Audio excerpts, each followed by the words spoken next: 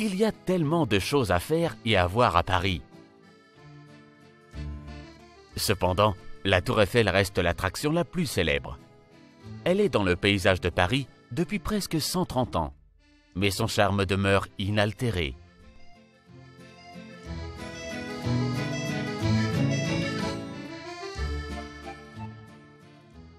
Quitter Paris sans avoir vu la Tour Eiffel, c'est un peu comme visiter Rome sans avoir vu le Colisée.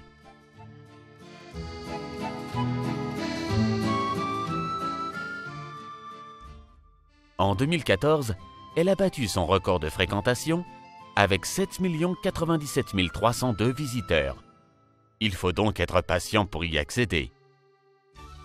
Depuis les 3 étages de la tour, on peut contempler les lieux et les monuments les plus prestigieux de Paris. On saisit le présent et le passé de la ville. Le Champ de Mars, avec au fond la tour Montparnasse, l'hôtel et le dôme des Invalides, qui abrite le tombeau de Napoléon, le palais de Chaillot et les jardins du Trocadéro, avec au loin le quartier de la Défense et la Grande Arche, la basilique du Sacré-Cœur sur la butte Montmartre. Avec la Tour Eiffel, le musée du Louvre, l'un des plus grands musées du monde, est un site incontournable pour les visiteurs de Paris. C'est ici que se trouve la Joconde de Léonard de Vinci. La célèbre avenue des Champs-Élysées, avec ses nombreux magasins de luxe, est un autre lieu parisien très prisé des touristes. Se balader le long de l'avenue, jusqu'à ou depuis l'Arc de Triomphe, est un passage obligé. Situé à l'extrémité de l'avenue des Champs-Élysées, au centre de la place de l'Étoile, l'Arc de Triomphe fait partie des monuments symbolisant le mieux la ville. Emblème de l'architecture gothique française, la cathédrale de Notre-Dame est une autre attraction majeure de la capitale.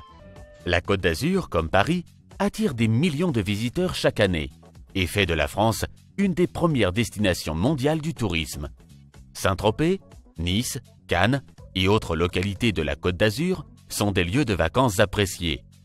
Grâce au climat méditerranéen, la Riviera connaît des hivers très doux et la vie y est donc agréable tout au long des saisons.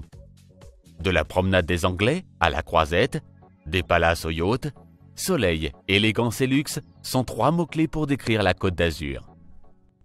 Au contraire, la côte de Granit Rose, en Bretagne, est connue pour son aspect sauvage et pour les magnifiques falaises sculptées par la mer et par le vent. Le site naturel de Ploumanac séduit par l'aspect pittoresque de ses rochers et de ses plages.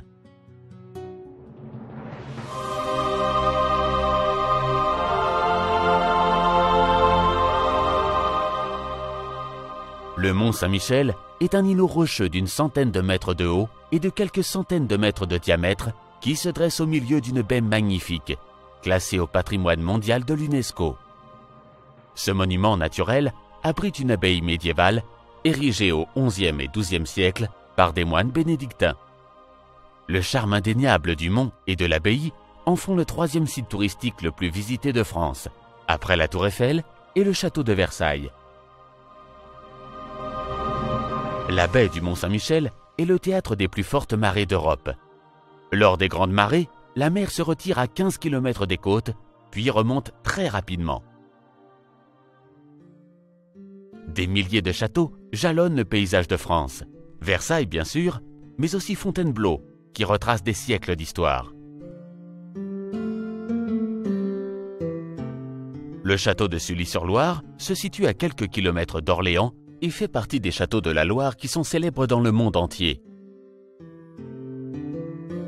Le château de Chambord se trouve lui aussi sur les bords de la Loire, près de la ville de Blois.